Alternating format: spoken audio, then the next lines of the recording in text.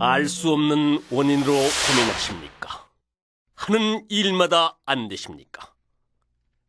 테마사 현호 스님을 찾으세요. 소승은 약 4일의 부처님의 크나큰 원력으로 고통받는 불자님에게는 성불을, 구천을 떠도는 영가를 극락왕생으로 천도하는 테마사 현호입니다. 정확한 검증과 정법의 테마로 단 한 번의 영가와 중생을 편안하게 해드립니다. 다시금 고통받지 않는다는 것, 소승에게 부처님이 주신 크나큰 원력입니다. 성불하십시오.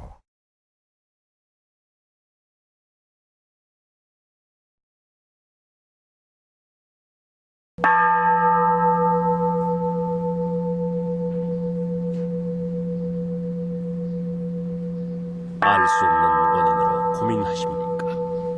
하는 일마다 안 되십니까? 테마사 현호 스님을 찾으세요. 반갑습니다. 송림사 주지 현호입니다. 어떤 환자가 있었냐면요, 지금 현재 비구니 스님입니다. 비구니 스님. 그 스님 몸속에는 죽은 자의 영혼이 약 1200명 정도 들었습니다. 1200명 정도요. 이 사람의 몸속에. 이 비구니는 12살 때 자기 스스로 큰 절에 출가를 했습니다.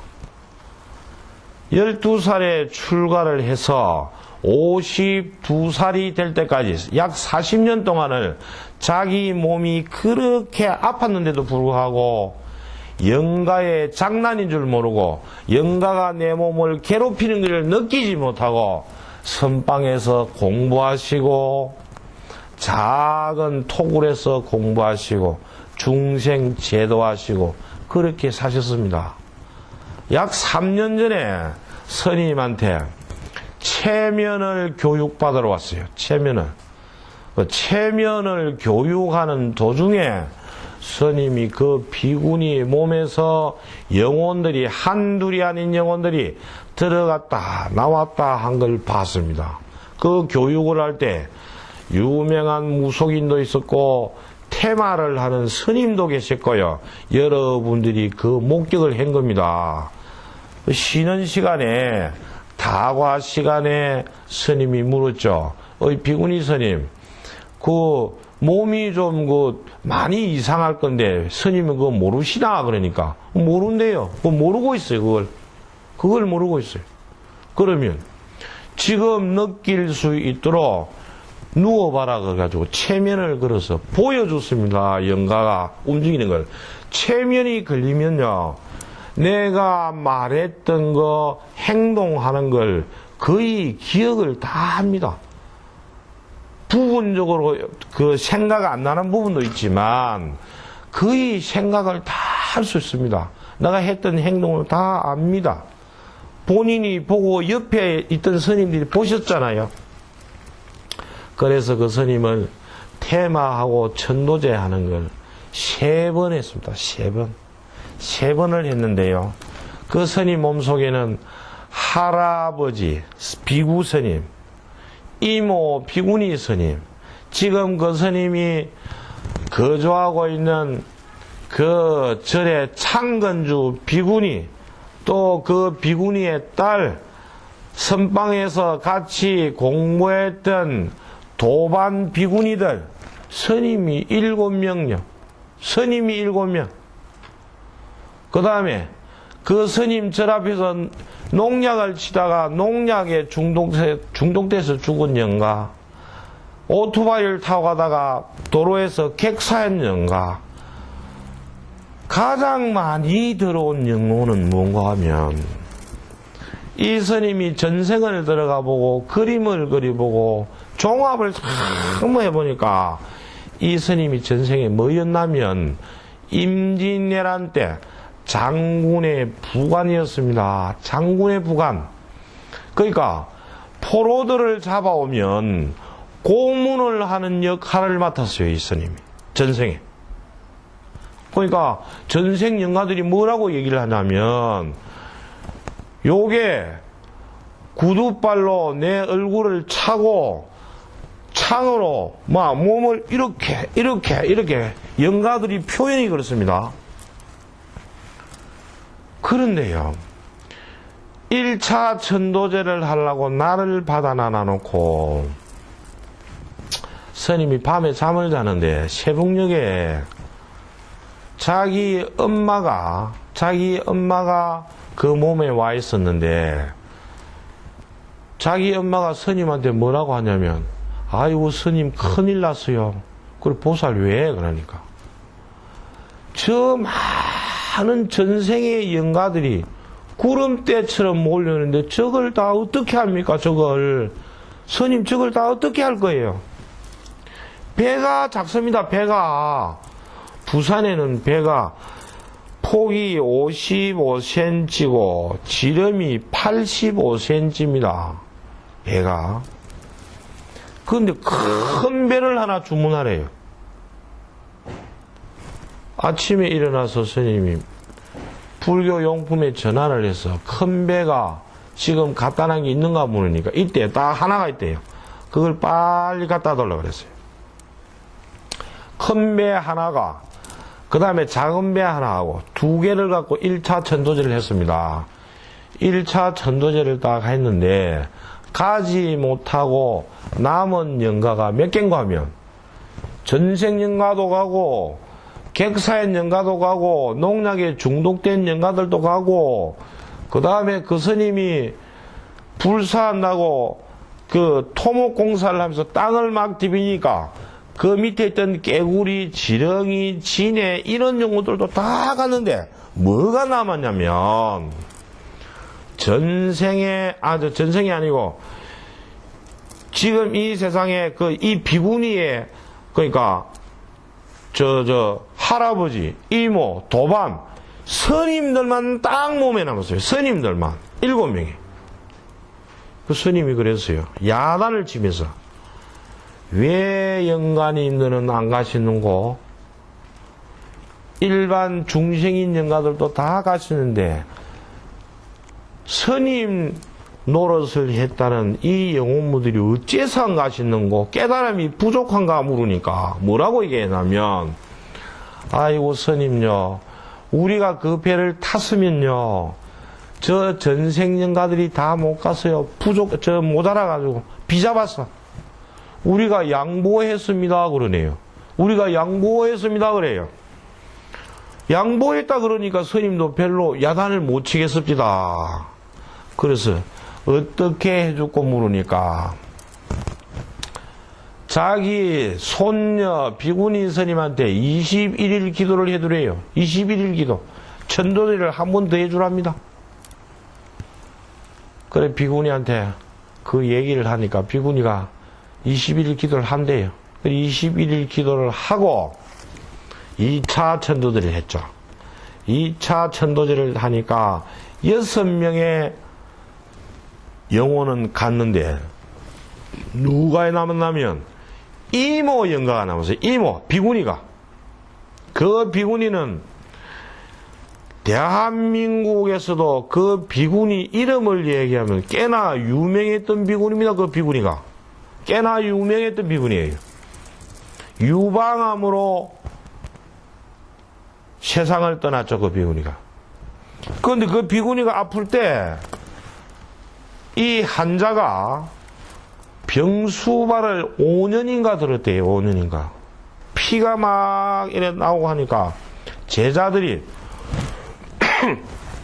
상자들이 이거 병수발을 하다가 며칠 하다가 도망가고 몇 달 하다가 도망가고 그랬대요. 너무 이래 막 보기가 그렇고 추죽기도 하고 이러니까 병수발을 오래 못했대요. 제자들이. 그런데 조카 비구니가 가서 5년인가 병수발을 했대요. 그 비구니가 운명하실 때 이 조카 비구니의 무릎을 베고 운명을 하셨답니다. 근데 살아생전에는 조카한테 그렇게 고생도 시키고 일도 많이 시키고 해놔놓고 죽고 나서도 이 조카 몸에 와서 조카를 괴롭히고 있었단 말이죠. 아주 혼을 냈습니다. 아주 혼을. 죽어서도 그러고 살아생전에도 조카한테 이렇게 많은 고통을 주나는 이 무슨 짓이냐고 이게. 이게 무슨 짓이냐고. 혼을 냈습니다. 뭐라고 얘기하냐면 스님요, 내가 아무리 가려고 그래도 몸 밖으로 나오지질 않는데요. 몸 밖으로 나오지질 않는데요. 그래 스님이 그 영가하고 대화를 하는 딱 도중에 뭘 봤냐면 요 영가의 마음이 나는 갈 수가 없다. 나는 이 몸에서 나갈 수가 없다. 그 마음을 딱 먹고 있는 거예요. 그 마음을. 그래서 야단을 치고 어떻게 타일렀냐면 영가야, 네 마음을 바꾸라. 네 마음을.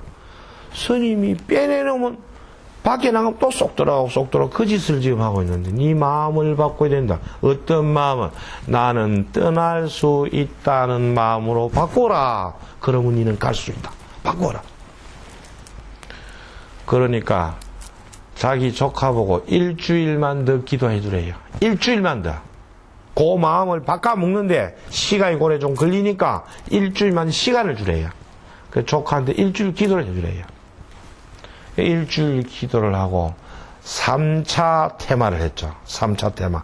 간단하게 천도제하고요. 3차 테마를 해서 보냈습니다.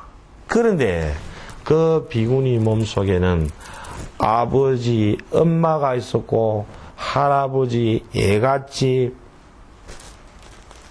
이렇게 있었는데 영가분들이 아버지가 결혼을 할 때 이 비구니의 엄마를 뭐라고 하면서 데려왔냐면 내가 총각이다.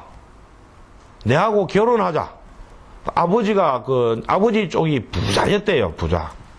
근데 엄마를 보쌈비슷하게 해서 강제적으로 데리고 왔대요. 강제적으로. 총각이라 그러고. 데리고 와서 엄마가 그 집에 가보니까 부인이 둘이나 있는 거예요. 부인이 둘이. 그 부인이 둘이는 이제 아버지가 재산이 좀 많이 있으니까 1번과 2번은 내고 먹고 노는 거예요. 뭐 돈만 쓰고 먹고 놀고. 이 비구니의 엄마는 그 집에 가서 세상을 졸업할 때까지 일만 하셨대요. 일만. 그 스님도 그 보살을 압니다. 비구니의 엄마를 안단 말이죠.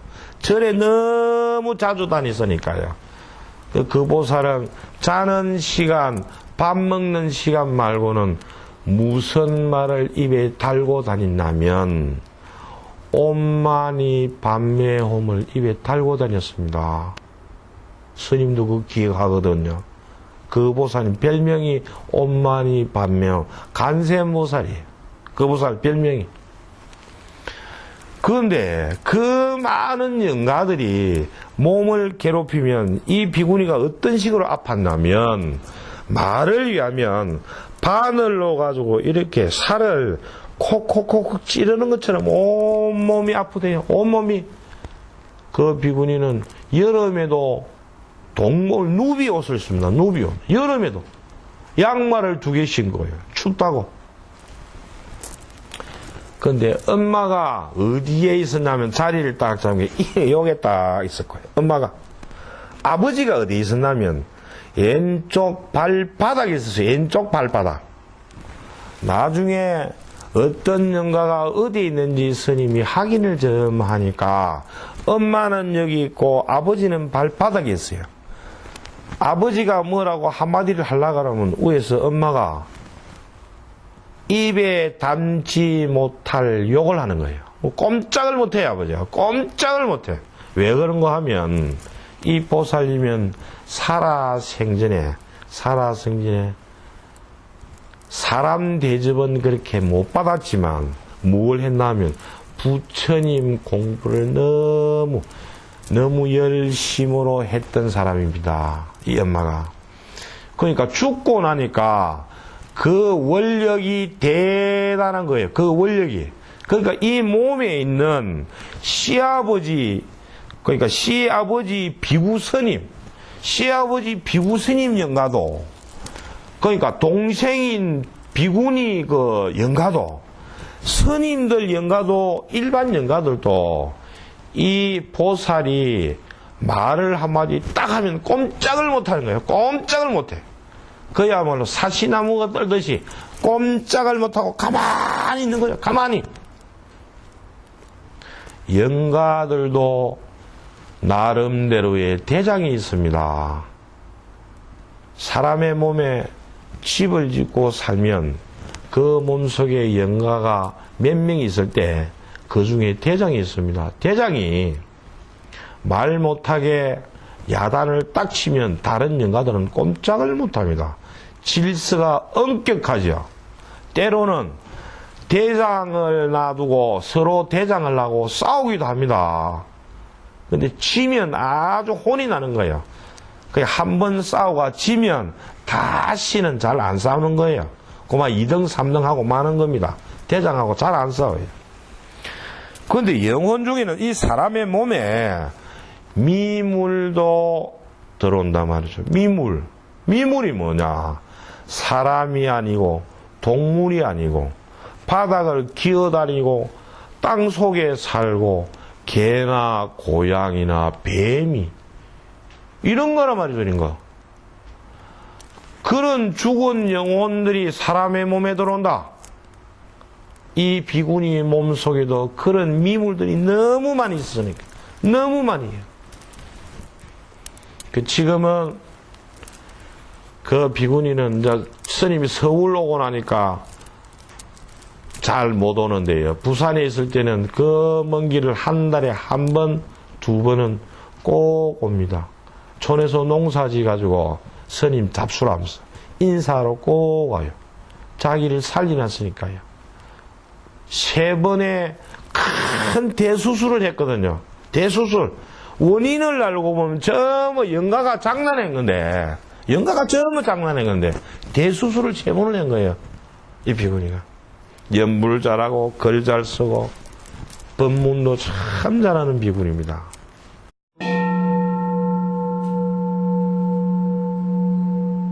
알 수 없는 원인으로 고민하십니까? 하는 일마다 안 되십니까? 테마사 현호 스님을 찾으세요. 소승은 약사열의 부처님의 크나큰 원력으로 고통받는 불자님에게는 성불을 구천을 떠도는 영가를 극락왕생으로 천도하는 테마사 현호입니다. 정확한 검증과 정법의 테마로 단 한 번의 영가와 중생을 편안하게 해드립니다. 다시금 고통받지 않는다는 것, 소승에게 부처님이 주신 크나큰 원력입니다. 성불하십시오.